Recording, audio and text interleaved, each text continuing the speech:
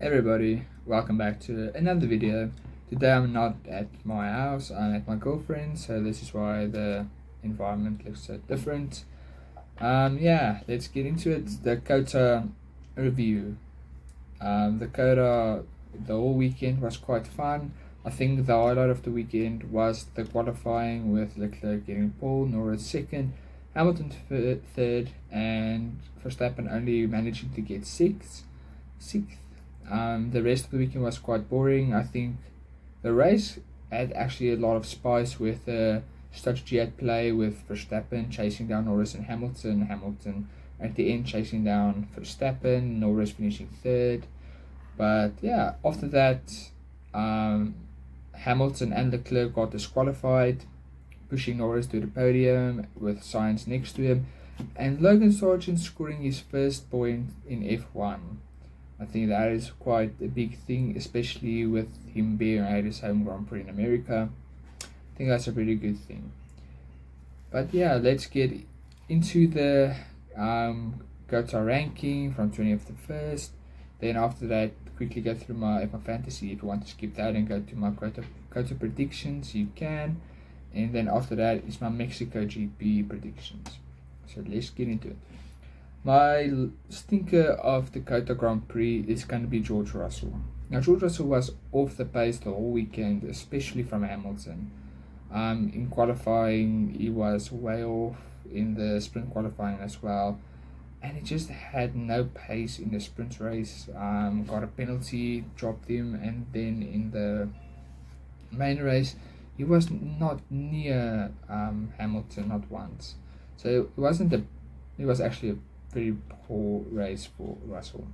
P19 is going to be Logan Sargent. I know he got his first point of the season. He had a good race, but the rest of the weekend was very bad. Was so far off his teammate in both qualifying sessions, and in the sprint race he didn't do nearly as good as he should have. So that's the only reason why he's 19th. I can't push him up for finishing 12th with 2 people being disqualified and 3 people in front of him not finishing the race. So that is that. It's the whole truth. Sargent hasn't been on top, but he had a decent enough race to score points. I don't think the Williams would have scored points without the 2 disqualifications. P18 is going to be Valtteri Bottas. Just slower than Zhou with both qualifying sessions. I think he finished ahead of him in the sprint race and then again behind him in the main race. So nothing really to talk about. Bottas just slow the whole weekend. Quite weird being a previous winner here.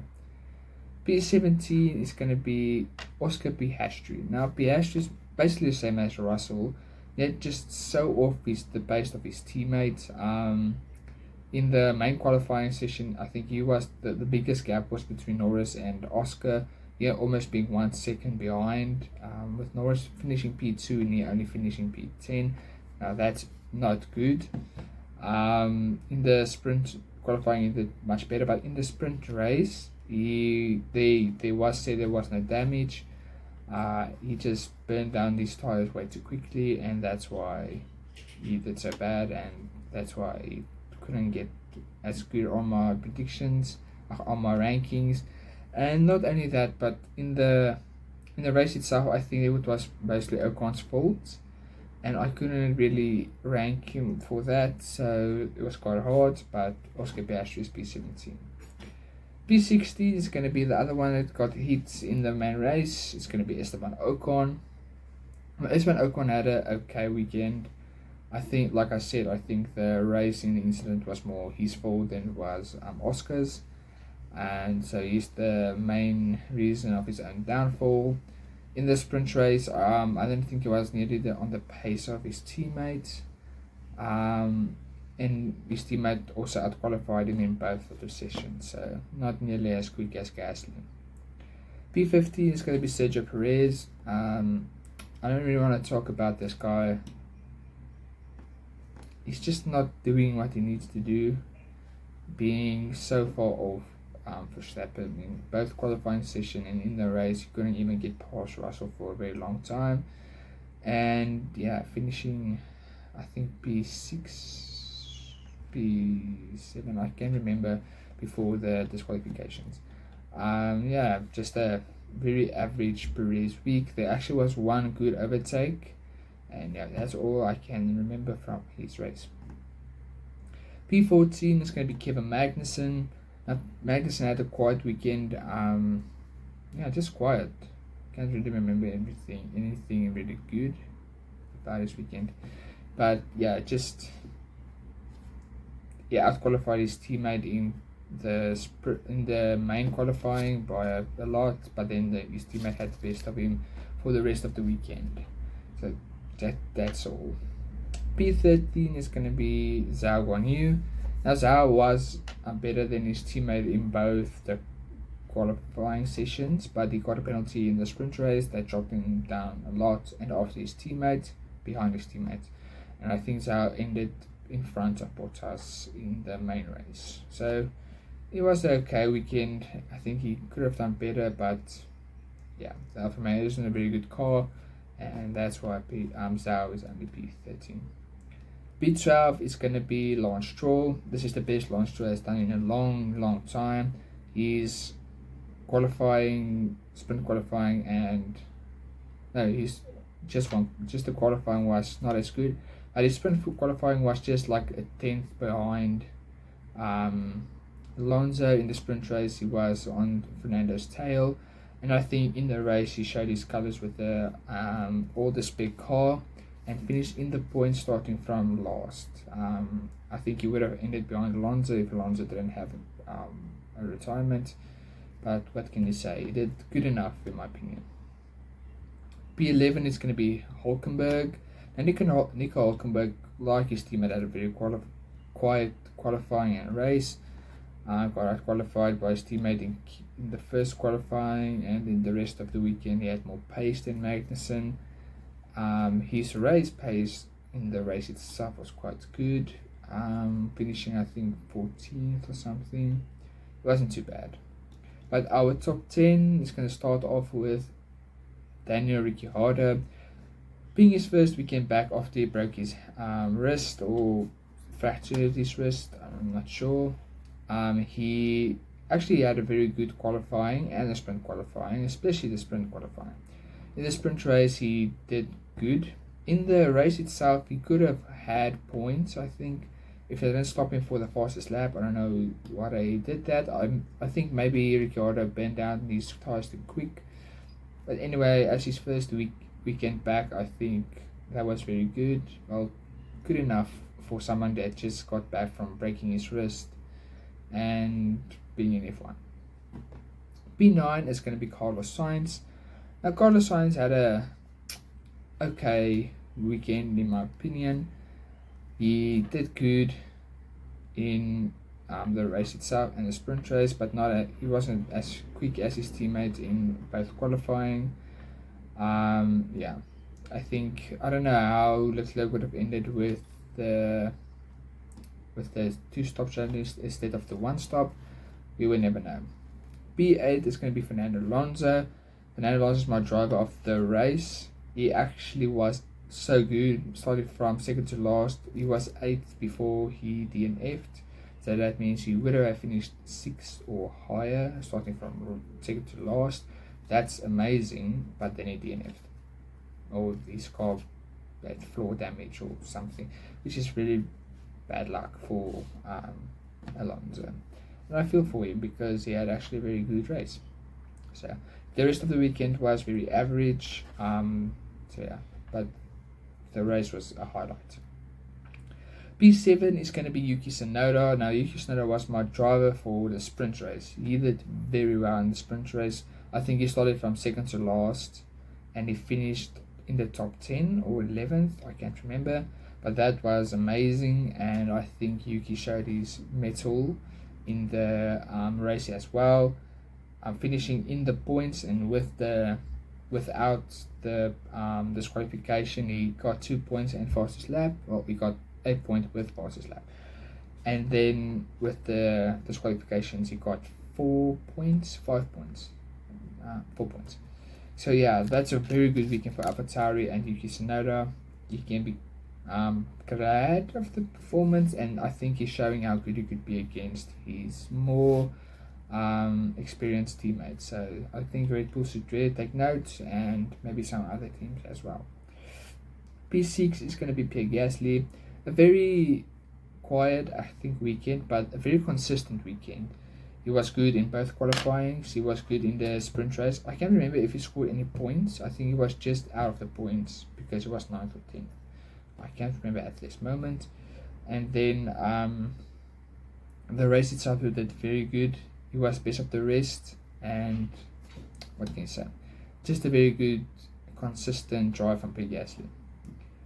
P5 is going to be Charles Leclerc. Now, how this works is I don't put the disqualification in any way. I don't count it because this is just performance based, and I don't think it's the driver's fault for the car being disqualified. So Leclerc had a very good qualifying P1 without making any mistakes. The sprint qualifying was not as good, but still good enough. And yeah, just consistent in the sprint race, and in the race itself, Ferrari just threw him under the bus with a stupid one stop. He was the only driver on that one stop, and he dropped like a stone. I think he finished sixth. So yeah, just he tried his best, but the Ferrari team just kicked him while he was down. P4 is going to be Lando Norris. Now, some people, this may be number 1, 2, or 3, but Norris, he had a very good. He was my driver for the qualifying. The normal qualifying, he had a okay-ish sprint qualifying. The sprint race was good. He was very good in the sprint qualifying, but then the race, he frustrated the hell out of me, making a few mistakes, pushing too hard on those tires, and then dropping like a stone after Hamilton took past him. Now that frustrated me a lot because I really wanted him to win, but he wasn't faster than Hamilton or Verstappen. I don't know if there was a car, there was no bench with Oscar Piastri not being there, but they also made a mistake in their strategy, going for medium hard instead of a medium hard medium like Mercedes did. If he maybe did that, he could have won the race, and I'm so sad, mad, whatever, with the performance of Norris. He did a really good race this weekend, but some other people just had been more consistent, especially in the race. Third place, our podium sitters is going to be, the first of our podium sitters is going to be Albon.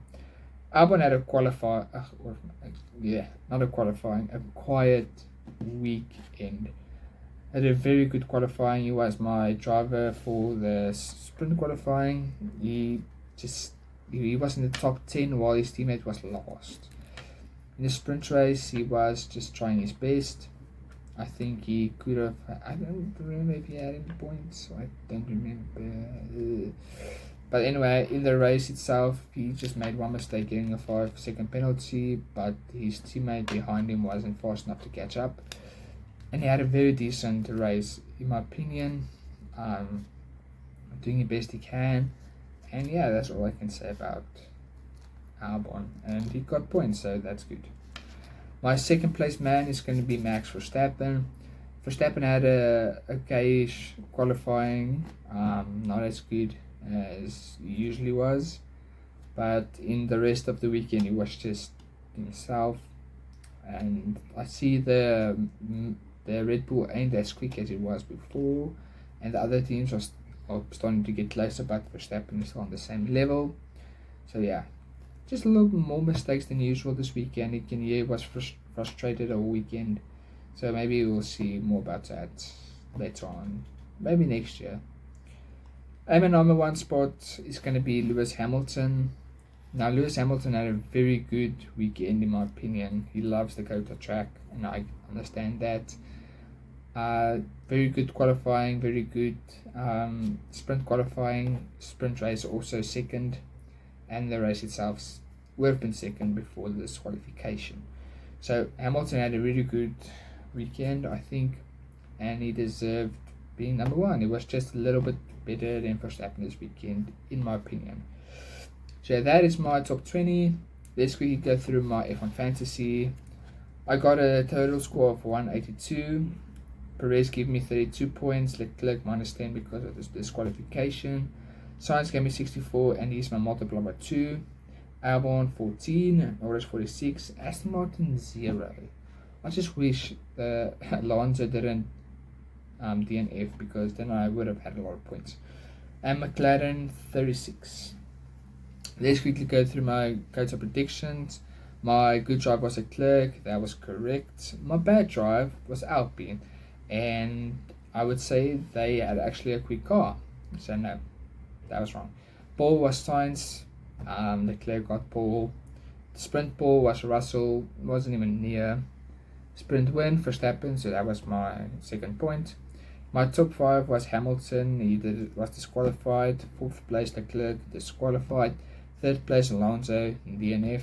2nd place Verstappen, he won. At Norris, 1st place, he got 2nd after the disqualifications. And my wild prediction was Yuki getting into Q3, and he was 11th, so that was very close. So I got 2 out of 11. Hopefully my Mexico Grand Prix predictions are better. That's what I say every weekend. So let's just get into it. My good drive is going to be Pierre Gasly. My bad drive is going to be Ricciardo. My pole is going to be Verstappen. And my top 5 is going to be Hamilton. 5th. 4th is going to be Norris. 3rd is going to be Leclerc. 2nd is going to be Verstappen. 1st is going to be Alonso. My reasoning after that is maybe with the high-speed sectors, I know that Red Bull was usually good here, but after the new Red Bull being fast on straights, I don't know how it works, but the turbos don't work as good or something, so maybe Aston Martin can get an advantage. And my wild prediction is Russell doesn't finish the race.